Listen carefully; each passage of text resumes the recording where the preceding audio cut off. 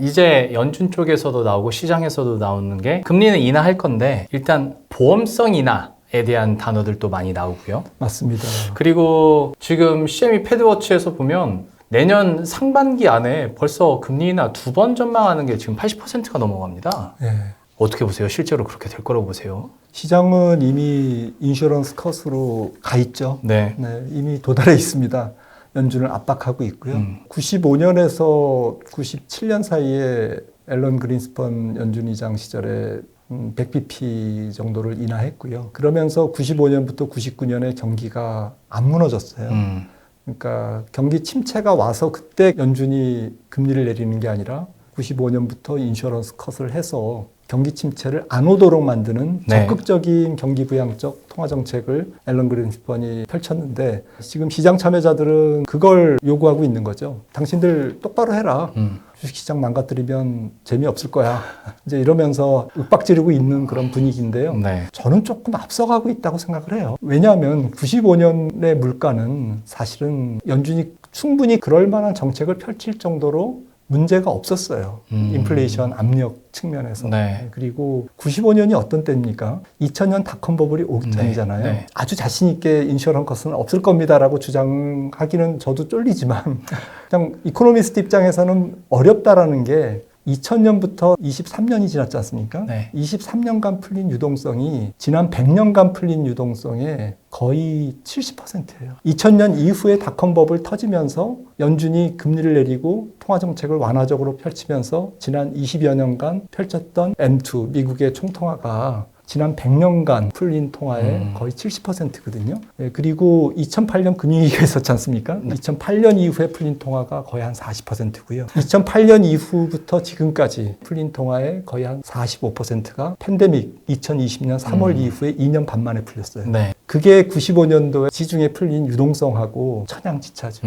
그거는 비교하기가 어려운 거고요. 연준이 왜 인플레이션에 대해서 겁을 먹냐? 제 생각에는 돈을 많이 풀었거든요. 2020년 이후에. 네. 특히 2008년 이후에. 특히 지난 팬데믹 이후 2, 3년간. 네. 그게 있기 때문에 여기에 대해서 어떤 이코노미스트들도 인플레이션 압력은 다 끝났어 라고 단정하기 어렵다라는 거죠. 연준은 그래서 통화 정책을 완화적으로 피봇을 하려면 적어도 분기 성장률이 0%대를 확인하고 그 다음에 저는 인하를 할 것 같아요. 그래서 저는 하반기에 인하 가능성이 높다고 생각을 합니다. 예상하시는 인하 시기가 훨씬 뒤로 밀리겠네요. 갑자기 미국 경제가 지금 상황에서 0% 밑으로 떨어질 리는 없으니까. 그러니까 저는 내년 상반기에 미국 경제가 0%대로 가기 어렵다고 보기 때문에 네. 미국 경제가 연착륙하기 때문에 고로 연준도 피봇은 못할 거다 상반기에 라고 생각을 하는 거죠. 이거는 지금 시장의 기대 혹은 전망과는 결이 많이 다른 전망이시네요. 좀 그런 그렇죠? 좀 위험하죠.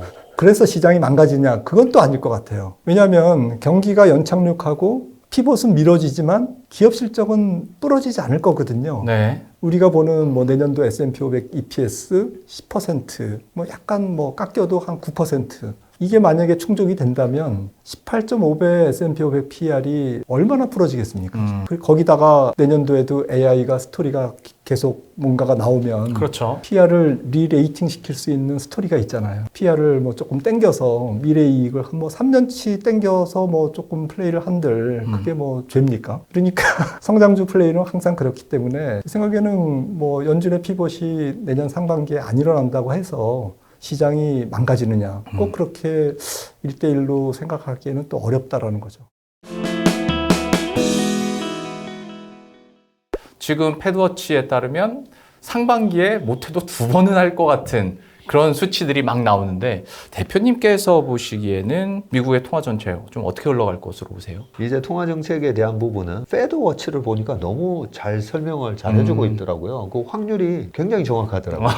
네. 그래서 이 지금 패드워치의 3월 달에 금리 인하를 할 확률이 네. 거의 60%가 넘어갔습니다. 맞아요. 그런 부분을 본다면 금리 인하하면 도망가야 되는 건가 어떻게 해야 되는가 그 부분을 우리가 이제 명확하게 전략을 짜놓고 계셔야 돼요. 그러면 최근에 금리 인하를 했던 때가 언제였는가 보면 이제 코로나 때였거든요. 네. 근데 금리 인하를 할 때 전격적으로 와 무슨 큰 위기를 대응을 하기 위해서 뭐 100bp 이렇게 금리 인하하는 게 있고 그 전에 2019년처럼 금리를 3.25까지 그때인가 올려놨다가 금리를 25bp씩 3번 인하하죠 그때. 그러면 주식시장은 어떻게 됐었나 생각해 보면 2019년도에 처음 금리 인하를 했던 8월달 전까지 S&P 500이랑 나스닥이 먼저 강하게 올라가요. 강하게 올라가는데 우리 시장은 별로 안 올랐어요. 처음에. 그런데 2019년 8월 달에 금리 인하를 단행하고 또 그동안에 유동성 타이트닝 하고 있잖아요. QT를 하고 있었잖아요.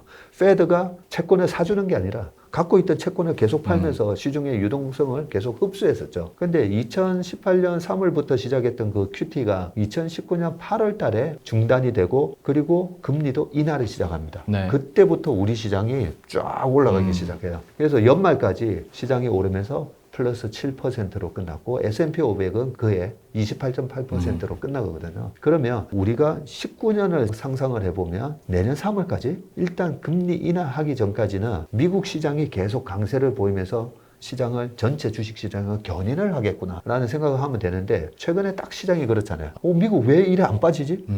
계속 올라가요. 올라가서 야 4,500, 4,600 되면 이제 PER이 한 21배 되나 하고 딱 봤더니 19배밖에 안 돼요. 왜냐하면 P도 올라가고 이익도 올라가면서 PER이 안 올라가는 거죠. 자 그런 모습이 나왔는데 우리나라 같은 경우에는 사이클 산업이 많잖아요. 삼성전자 하이닉스도 반도체 사이클인데 여전히 하이닉스 적자였잖아요. 그래서 우리나라는 EPS가 본격적으로 올라오는 게 오히려 내년부터죠. 예, 그러다 보니까 나스닥이 먼저 가고 그 다음에 코스피가 가고 코스닥 같은 경우에 중요한 부분을 말씀드려야 되는데 올해 시장이 2차 전지를 비롯해서 뭐 피부 미용 기계도 오르고 네. 많이 올랐어요. 네, 로봇 맞아요. 주식 오르고 네. 네, 한때는 초전도체 막 이런 것도 그런 것들이 오르는데 왜 그런 것들이 오르냐면 그것도 강하게 대형주들이 안 움직여서 그래요. 그래서 저희는 예전에 중소형주 펀드도 많이 운영을 했었는데 중소형주 펀드의 위기 관리를 어떻게 하냐면요. 삼성전자를 비롯해서 대형주가 움직일 때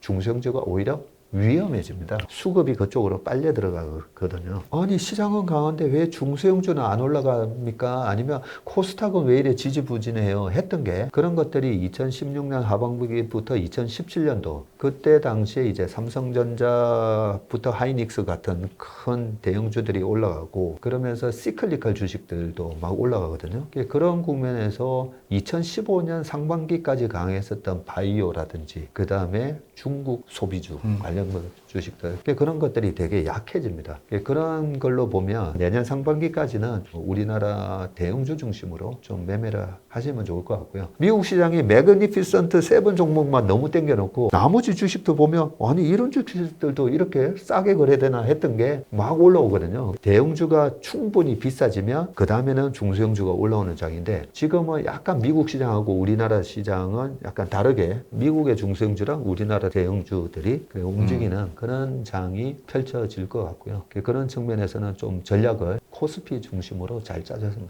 좋겠습니다.